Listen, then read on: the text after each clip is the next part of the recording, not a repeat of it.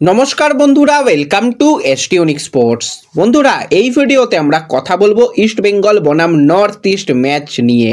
পুরো নভেম্বরটাই প্রত্যেকটা ইস্ট বেঙ্গল সমর্থক তাকিয়ে রয়েছিল এই ম্যাচের দিকে। তো সেই ম্যাচ নিয়ে কথা বলবো, দুটো দল নিয়ে কথা বলবো, কোন দল কতটা বেশি শক্তিশালী, কোথায় দুর্বলতা রয়েছে দুটো দলের, সমস্তটা নিয়েই কিন্তু আমরা আলোচনা করার চেষ্টা করব এই ভিডিওতে।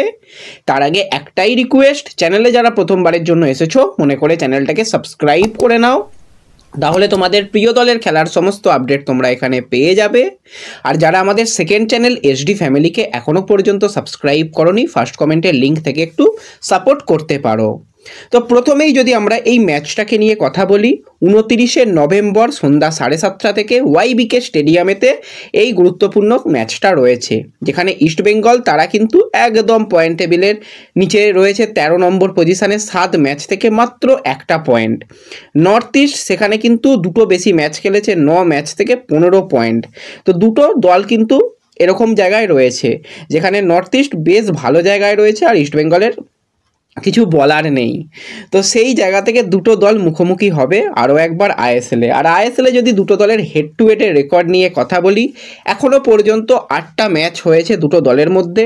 সেখানে নর্থ ইস্ট 4বার জিতেছে, ইস্টবেঙ্গল 2বার জিতেছে, আর দুটো ম্যাচ কিন্তু ড্র হয়েছে। এবং লাস্ট সিজনে ইস্টবেঙ্গল কিন্তু ঘরের মাঠে 4 ডিসেম্বর একটা বিরাট ভালো রেজাল্ট করেছিল, 5-0 কিন্তু নর্থ ইস্টকে হারিয়েছিল। সেকেন্ড লেগে কিন্তু 3-2 হেরে গিয়েছিল, সেটা পরের কথা, কিন্তু 5-0 এই নর্থ ইস্টকেই হারিয়েছিল ইস্টবেঙ্গল।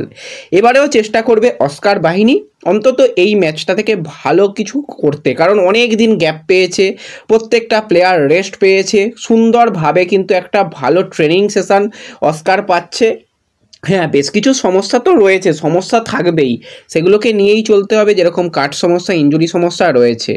নর্থ ইস্ট তারাও কিন্তু মোটামুটি ভালো ছন্দে রয়েছে। লাস্ট ম্যাচ কিন্তু তারা খেলেছিল পাঞ্জাবের সঙ্গে 23শে নভেম্বর, এবং সেখানে দিনেশ সিং কিন্তু ফার্স্ট হাফের শেষের দিকে এসেই রেড কার্ড দেখে 10 জনে খেলতে হয়েছিল নর্থ ইস্টকে, তাও কিন্তু তারা জিতেছিল। এবং সেখানে আমরা একটা নেস্টারের অসাধারণ গোল দেখেছিলাম, এবং এই সিজনের বেস্ট গোল কিন্তু নেস্টারের গোলটা অবশ্যই একটা গোলের দাবিদার থাকবে। দারুণ দারুণ কিন্তু একটা নেস্টার গোল করেছিল।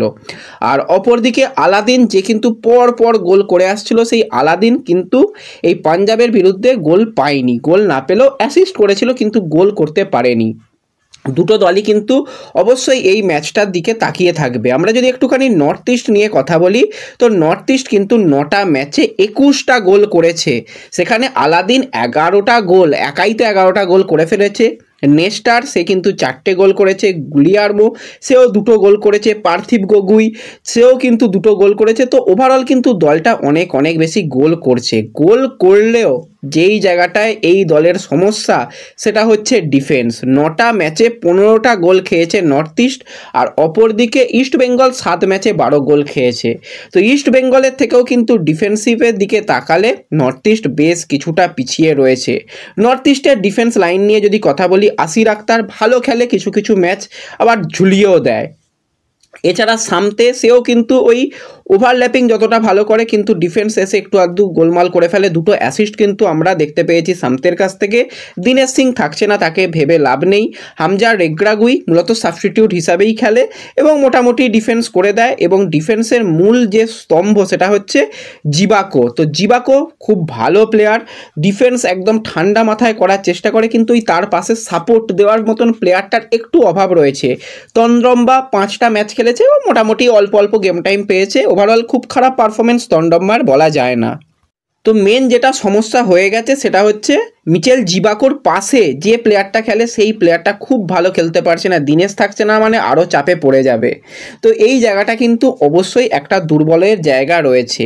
এছাড়া যদি আমরা কথা বলি নর্থ ইস্টের অ্যাটাকিং লাইন, একদিকে জিতিন এমএস, অপরদিকে আলাদিন, মাঝখানে যদি নেস্টারকে রেখে আফ্রন্টে যদি গুলিয়ার্মোকে রাখা হয়, অসাধারণ কিন্তু অ্যাটাক লাইন হয়ে যাবে।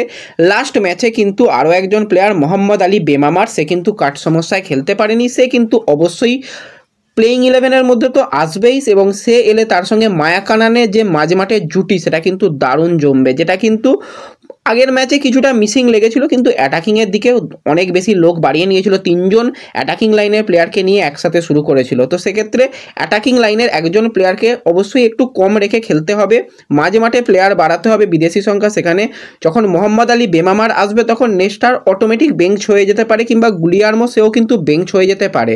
তো নেস্টারকে যদি কিছুটা ফলস 9 হিসাবে বা কিছুটা অ্যাটাকিং মিডিও হিসাবে খেলিয়ে যদি আলাদিনকে একদম প্রপার স্ট্রাইকার হিসাবে খেলানো যায়, সেই কাজটা কিন্তু অবশ্যই চেষ্টা করবে নর্থ ইস্টের কোচ। আর যদি আমরা ইস্ট বেঙ্গলকে নিয়ে কথা বলি, তো ইস্ট বেঙ্গলের সমস্যার জায়গা তোমরা সকলেই জানো, সেটা হচ্ছে ইস্ট বেঙ্গলের অ্যাটাকে যে দুজন প্লেয়ার নন্দ মহেশ, তারা এই ম্যাচের জন্য অ্যাভেলেবেল নেই।